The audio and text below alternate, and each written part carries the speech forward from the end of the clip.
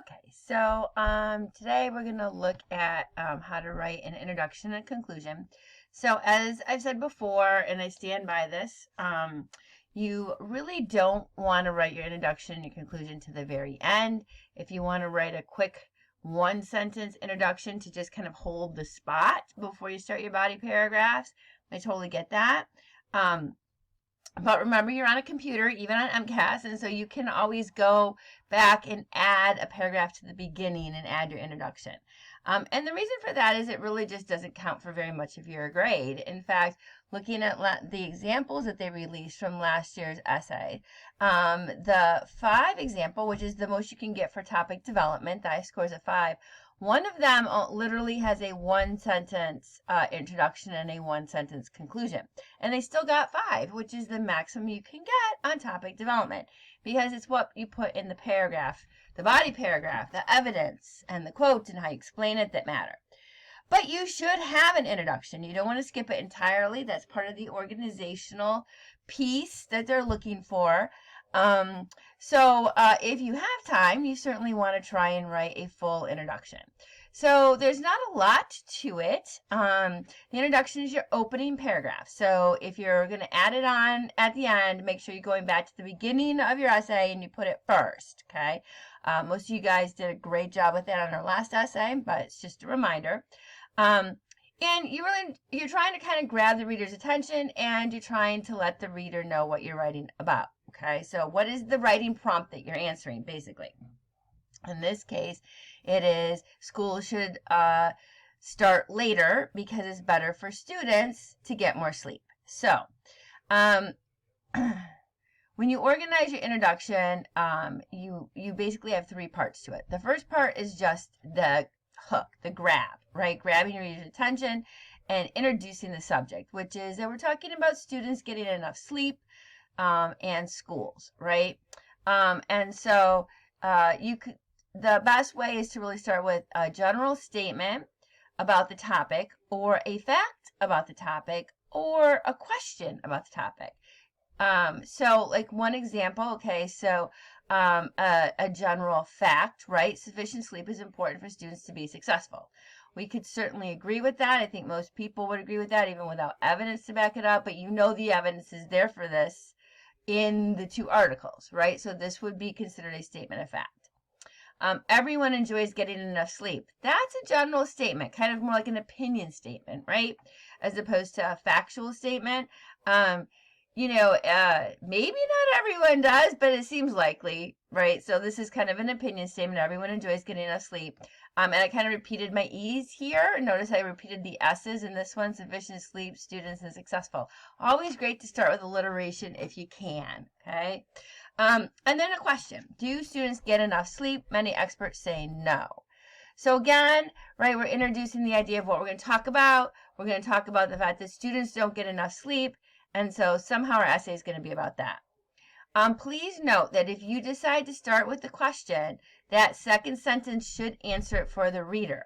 It's not a guessing game. You want people to know what you're going to argue. You're going to argue that experts say no, students aren't getting enough sleep, and we should do something about it.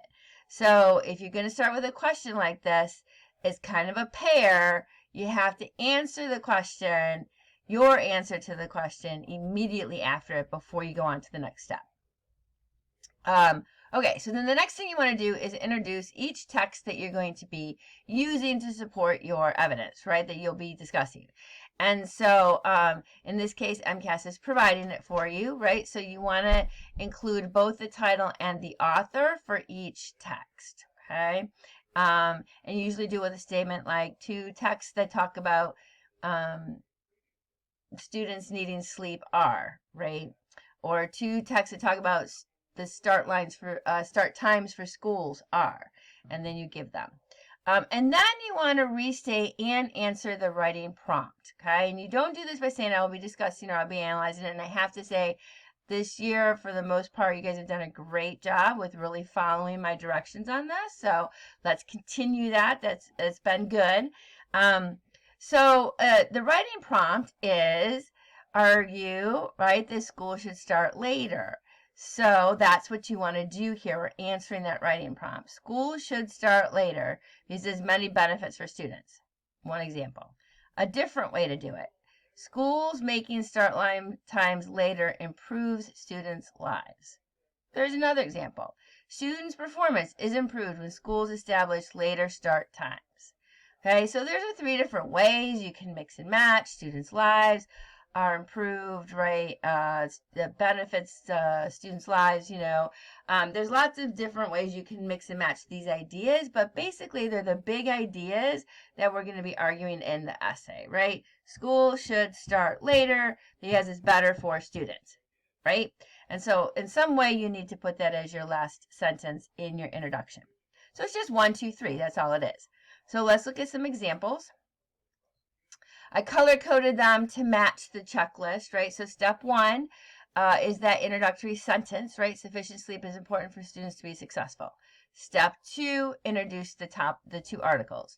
2 articles, that should be an S, that look at the reasons school should start later are The Teen Who Woke Up Her School by Jane Bianchi and Why Schools Are Struggling to Let Students Sleep In by Alexandra Sifferlin. Okay, so I put both the authors and the titles, and I capitalized the titles exactly how they were given to me, and I put them in quotation marks. Sorry, I want to sneeze. Put them inside quotation marks because that's also how they're given to me in the text, right? So just copy how they do it. And then what I'm going to be arguing. While there are many reasons that later start times benefit students, there are also obstacles that need to be addressed. Despite these obstacles, later start times improve students' lives. Okay, so that's one of those things we want to do. And then the second one, do students get enough sleep? Many experts say no. Jane Bianchi in the article The Teen Who Woke Up Her School and Alexandra Sifferlin in the article Why Schools Are Struggling to Let Students Sleep In look at the pros and cons of students starting later. Okay, so here again I use my question answer.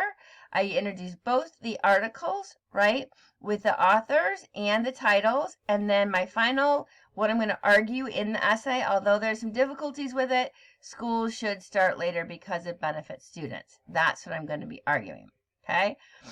You don't have to put in the parts about although there's some difficulties with it or there are some obstacles. But it's always a good idea if you can to kind of be upfront that, hey, you know what? I know there's problems with it, but we should do it anyway. It's kind of like that rebuttal piece in a debate. All right. So then what do we do for a conclusion?